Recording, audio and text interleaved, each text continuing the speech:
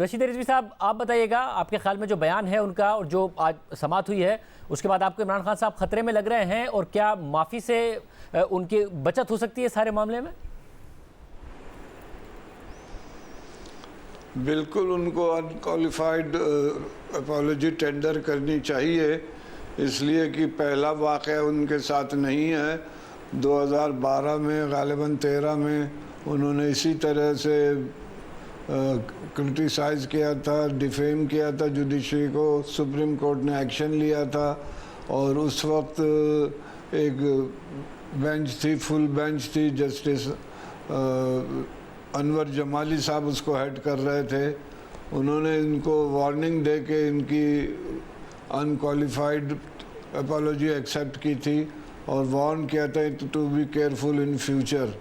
تو یہ آلریڈی ایک وارننگ لے چکے ہیں، انہیں بڑے محتاط ہو کے چلنا چاہیے کہ اگر انہوں نے میرٹس پہ کنٹیسٹ کیا تو پھر بڑا مشکل ہو جائے گا ان کے لیے۔ بہتر یہی ہے راستہ کہ وہ اپنے انا کا مسئلہ نہ بنائیں اور انکوالیفائڈ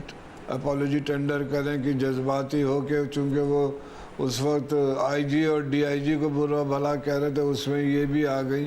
وہ کوئی گراؤنڈ بنا کے اس کو وہ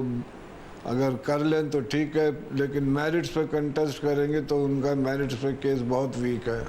ناصر جاوید اقبال صاحبہ، آپ کیا کہیے گا؟ کیا واقعی عمران خان صاحب نے جو بات کی ہے وہ خطرے میں پڑ سکتے ہیں؟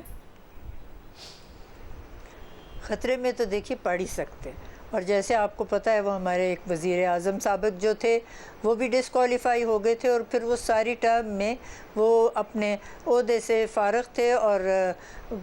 پارلیمنٹ سے بھی فارغ تھے۔ تو یہ تو خیر پارلیمنٹ سے ہے ہی فارغ، لیکن اس وقت الیکشن لڑ بھی نہیں سکتے، تو یہ ٹرم ساری جو ہے نا یہ تو ان کی ضائع ہو جائے گی۔ اور جس طریقے سے ان کی اس وقت ہے شہرت اور بہت سارے لوگ ان کے پیچھے ہیں، تو اس کا تو ان کو بہت نقصان ہوگا۔ مگر ناصر صاحب، اگر آپ کو لگتا ہے اس کیس میں معافی مانگے تو معافی مل جائے گی؟ کیونکہ ماضی میں کچھ کیسز میں ایسا ہوا ہے کہ عدالت نے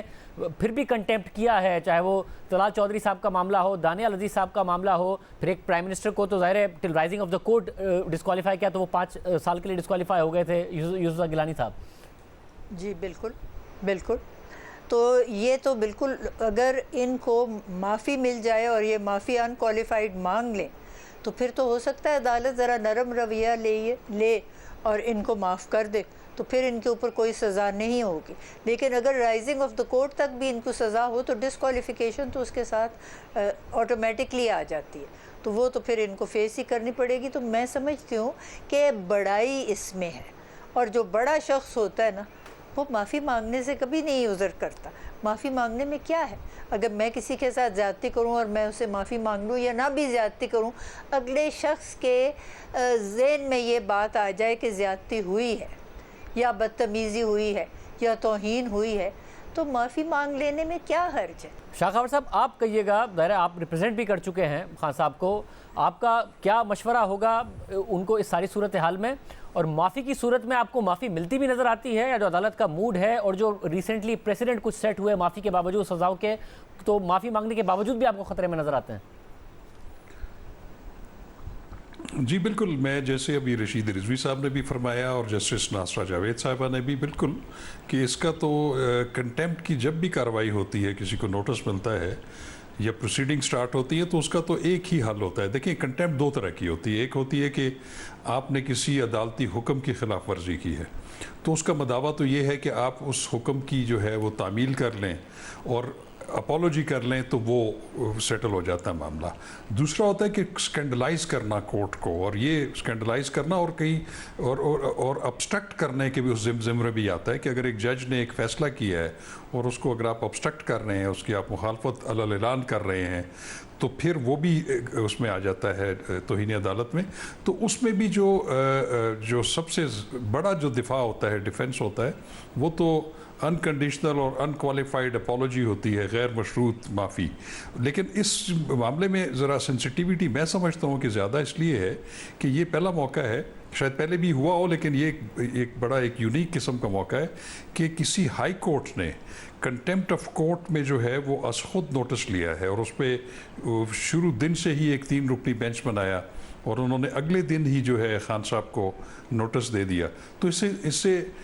واضح یہ ہو رہا ہے کہ یہ اس کی گریوٹی اور سینسٹیوٹی زیادہ ہے کہ اس کو ایک بہت تشویشناک طریقے سے جو ہے وہ عدلیہ نے لیا ہے. اور اس کا بالکل یہی ہے کہ خان صاحب کے ارد گرد جو ہمارے دوست ہیں لائرز ہیں, اگر مجھ سے بھی کنسلٹ کریں گے تو میں بھی ان کو یہی مشورہ دوں گا کہ اس میں کوئی حرج نہیں ہے کہ وہ اپنے الفاظ واپس لے لیں, اس پہ ندامت کا اظہار کریں اور